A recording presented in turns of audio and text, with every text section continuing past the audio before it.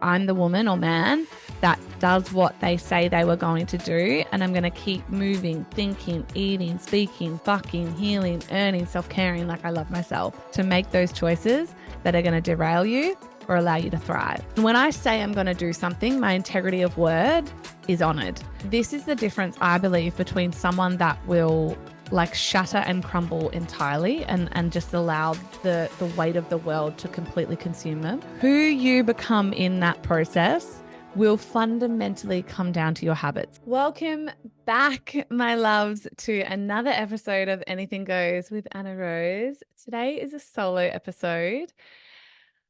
I don't want to say nervous or in it, because I feel like my life is just a proverbial I'm in it situation.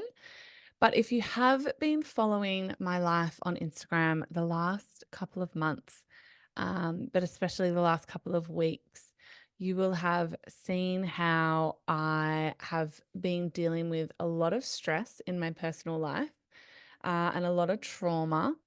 And here I am, quite live. I am very much recording this. I don't know what day it is today. It's Friday, June the 20th, I think, or June the 21st.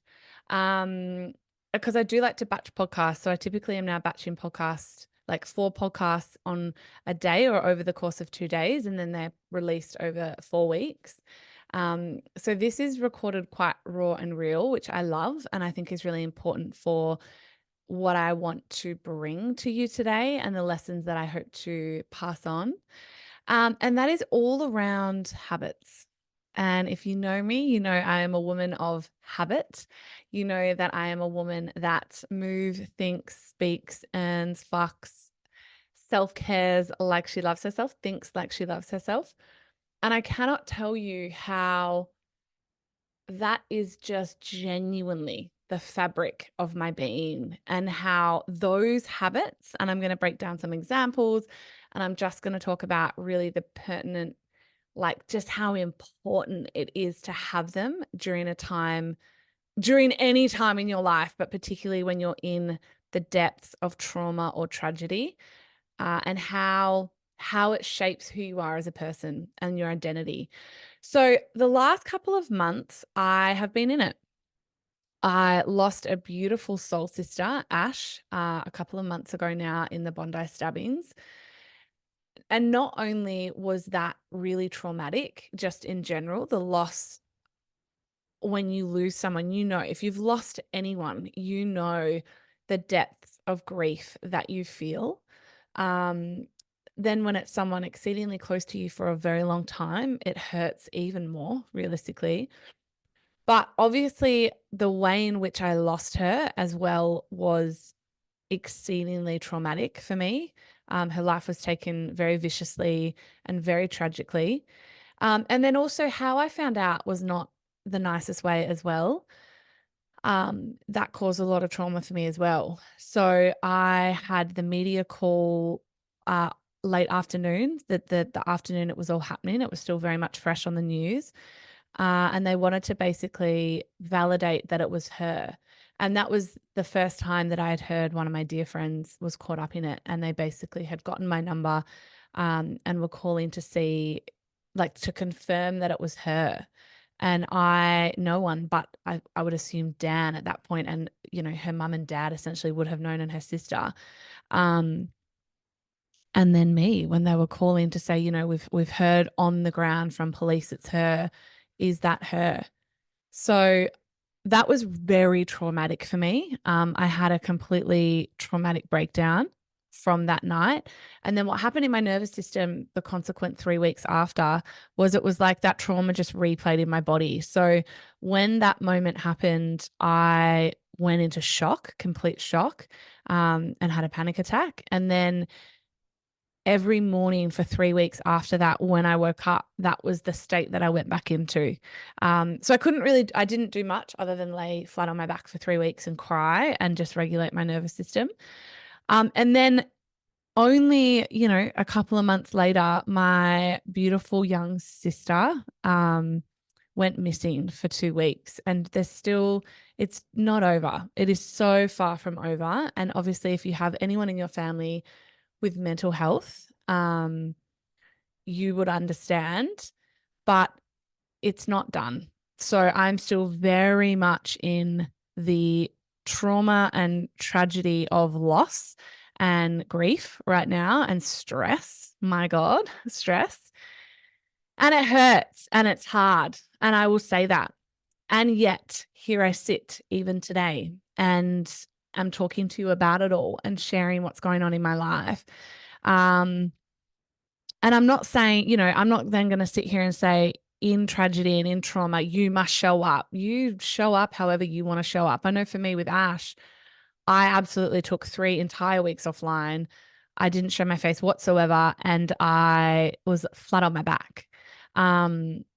So you come at your own trauma and tragedy however you want. What I do want to speak to, though, is that when these things happen, and I've had, as we know, much more happen over the last couple of years, divorce, domestic violence, theft, all of those things. Every time tragedy strikes or trauma ensues, the number one thing that I will always lean on are my habits, first and foremost. So this is the difference, I believe, between someone that will like shatter and crumble entirely and just allow the weight of the world to completely consume them. And I mean, it could also just be a minor trauma, but that in your world is still not just like, I'm trying to say, it doesn't need to be this extreme. A missing sister, the murder of a friend, like they're very big extremes.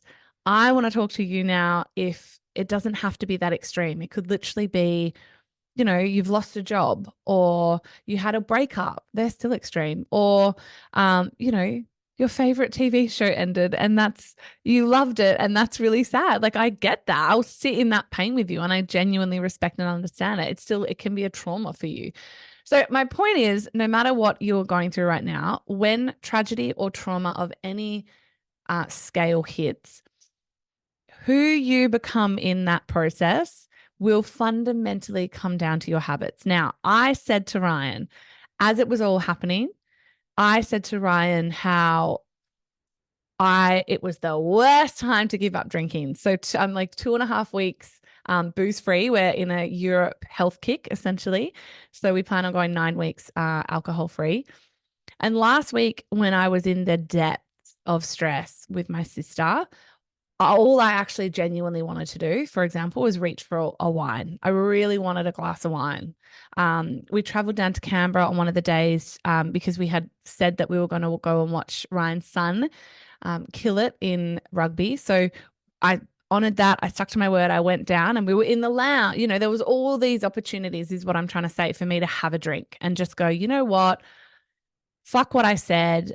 I'm stressed out. I deserve this drink, whatever else. Or when my alarm goes off, going, I'm going to skip the workout. And I just don't do it.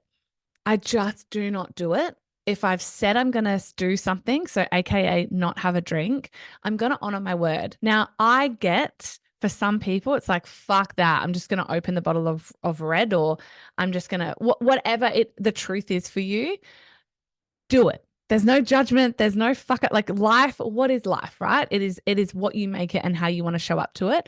But what I will say is, if you ever get motivated, inspired, activated, and moved by who I am as a woman, this is something that behind the scenes is airtight. Who you see like online is who I am offline. Who you meet in the street is no different to who my best friends get in their lounge room. And when I say I'm going to do something, my integrity of word is honored. So how this relates to you, no matter what in your life when it comes to a habit, is if you are trying to be a healthier person, a better person, if you said you were going to read 5 pages of a book, if you said you were going to eat cleaner, cut booze, exercise more, set an alarm, join the 5 a.m. club, whatever that looks like for you, my advice, lovingly, is that you honor your own word, you honor your word, and you show up for yourself and you stick to what you said you were going to do, regardless, and especially if tragedy and trauma strike. Now, why I advise this identity is formed consistently. Identity is formed in all of our actions. So who we are and who you be, not what you do, but who you be is basically formed by what you do.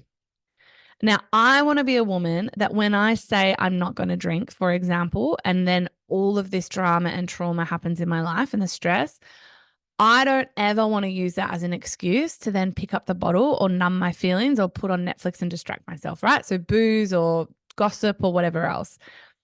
And it can be hard. So I remember sitting in the lounge and I was literally talking aloud to Ryan and I'm like, I could have a drink. I was almost trying to justify it. I was like, my sister at this point on the Sunday, so we were flying home, she'd been sighted. She's not found by any means. She's been sighted. So I was like, okay, she's been sighted. So at least like the relief is that she's alive. That was the level that we were at. And I said, so it's almost like I want to celebrate. I'm stressed out. Like I could have one glass of wine and no one will know. Who would know, right? This is the bullshit we tell ourselves.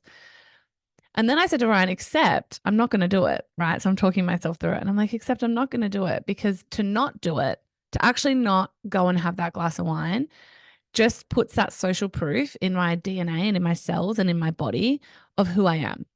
But if I say I'm not going to have a drink, I'm not going to have a drink, right?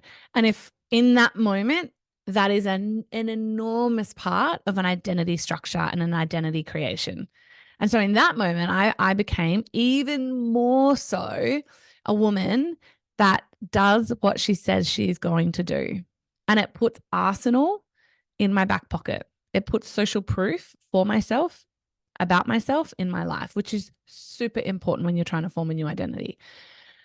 But that all comes down to habits. Okay. So wherever you're at in your life, whoever you are trying to become, whatever you are trying to achieve, whatever goals that you were going after, whatever dreams that you hope to, create, whatever life that you are envisioning for yourself right now, you need to become a certain person to achieve that. I don't know what that man or woman looks like. I don't know if they are fitter, healthier, they wake up earlier, they look after themselves more, they're earning more, they have a vision board. I don't know what the life you're trying to create for yourself looks like, but I know who you need to be to achieve that life is part of the process. And I'm telling you, along the way, life is going to happen. It is going to knock you down. It is going to keep you down. And just as you're going to get back up, often it's going to kick you in the ass again. Now, in those moments, you get to choose. You have a choice. You get to get knocked down, stay down, and allow your old identity of reaching for the TV remote, reaching for the booze, reaching for the binging, reaching for the starving. So you're stuffing yourself, you're starving yourself, you're numbing yourself, or you're drinking yourself, like disassociating from yourself. You can choose in that moment to be the woman or the man, but be the woman and man that says, like uses those excuses and goes back to who they were. Or in that moment, you can make one decision one time that you're going to make a choice that's like a part of the ember of forming the new identity of who you need to become to continue to create the life that you dream of having. And that is the power of a habit. So your habit is your becoming. Your habits are your becoming. So whether that's getting up earlier, set in an alarm to go and move. If you've committed to saying you're going to train 3 times a week, doing it. If you say you're going to join the 5 a.m. club, doing it. If you say you're going to eat cleaner, doing it. If you say that you're going to drink less, doing it. If you say you're going to give up booze, doing it. And remembering that no matter what happens in life, divorce, trauma, drama, loss, death, missing people, whatever it is, you get to still be who you said you were going to be in those moments and choose the habits that will always support your highest good. Now, I know for me, in the last couple of months, if I was not a woman who did what she said she was going to do and think like I love myself, move like I love myself, eat like I love myself, speak like I love myself, fuck like I love myself still, like prioritize that pleasure and intimacy and love in my partnership as well. So important. Earn like I love myself, self-care like I love myself, heal like I love myself. If I chose the pain instead of the healing, the darkness instead of the light, the bad habits instead of the good ones that support my highest good, there's not a chance in fucking hell I would have survived the last couple of months. And I can guarantee you, if you have had any kind of tragedy or trauma in your life, you will know you either thrived during it and you were like, got knocked down and weathered the storm. And you weathered that storm because you kept showing up for yourself, choosing habits that supported your highest good, putting down the booze, putting on your shoes, right? Going for a walk, turning off Netflix, journaling, not going through drive-through because you're like, fuck it, I'm stressed. I deserve the McDonald's or the KFC, which is not bad for you. There's no such thing as bad food, only bad habits. But instead going like, actually, I'm still going to make my, beautiful, nutritious, healthy food that supports my highest good and nourishes my mind, body, and soul. You have a choice is all I'm saying in every moment. And along your life, you're going to be asked over and over and over and over again to make those choices that are going to derail you or allow you to thrive. And along the way, all I hope is that when life knocks you down, you don't stay down. And instead of being like, oh, again, okay, I'm going to open the booze. Oh, again, okay, I'm going to come off my diet. Oh, again, all right, I'm just going to like sleep in today because fuck it, life's hard. Instead, you choose to become that person that's like, I'm the woman or man that does what they say they were going to do. And I'm going to keep moving, thinking, eating, speaking, fucking, healing, earning, self-caring like I love myself. And along the way and in that process, becoming the human that lives their most thriving, extraordinary life, even amongst the storms and the pain and the trauma. So I don't know what your habits need to look like. I don't know what your life is hoping to be. Like, I don't know the life that you're dreaming of. All I know is that your habits are going to get you there. All I know is if you set a goal, getting up earlier, eating healthy, moving more, thinking better, if you choose that again and again and again and again, you will, without a shadow of a doubt, become the person that you were born to be. And I really, really believe that. So this was just a quick one. I just wanted to say that when you see me at the moment, showing up in whatever capacity I feel like online, which is still enough and a lot because I run companies. Companies don't stop, guys. Companies don't stop. So, and there's that too, right? So life happens around me. I don't get to just like pause it. But however you see me showing up, I'm only doing that so authentically and vulnerably and truthfully and real because of what I am choosing when no one's watching. I am choosing to still go and move like I love myself every day. I am still choosing to eat like I love myself every day. I am still choosing to think like I love myself every single day. I am still choosing to speak like I love myself every single day. Speak about hope, speak about love, speak about healing, speak about justice, speak about all the things that I want to create, not the trauma, the stress, the pain, the tragedy, the heartbreak, all of that, which is real for me at the moment. And it's not spiritual bypassing and it's not toxic positivity because all of these other things exist at the same time. And it's my job to discern, number one, and it's my job to continue to show up in my own habits to create the life that I know that is going to happen with or without me participating or not. Life happens, guys. Life fucking happens. And your job is to keep showing up for it in whatever capacity you can, but understanding and knowing that your habits along the way are your making or breaking. So I'm going to leave it there. It was a short and sweet one today, but I just wanted to inspire that little activation. Maybe you needed the kick up the ass. Maybe you needed the validation. Maybe you're just like, yes, this is me. I needed that like affirming I'm on the right path. But all I hope is that along the way, you truly understand that it's up to you every single day and the choices that you make. So I will see you on next week's episode. And in the meantime, you guys, stay wild.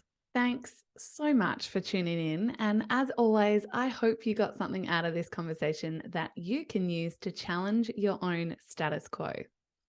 If you liked what you heard, it would mean the world to me if you shared this episode on your socials to help get this podcast more out in the world.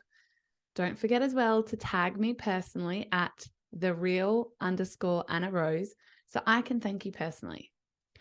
If you're also loving the conversations, leaving a review on iTunes by going to the podcast, scrolling down and clicking leave review will help even more amazing humans that need to find me and these conversations find me. As always, though, I am eternally grateful that you're tuning in. And until the next episode, know that I am always cheering on your sovereignty and success.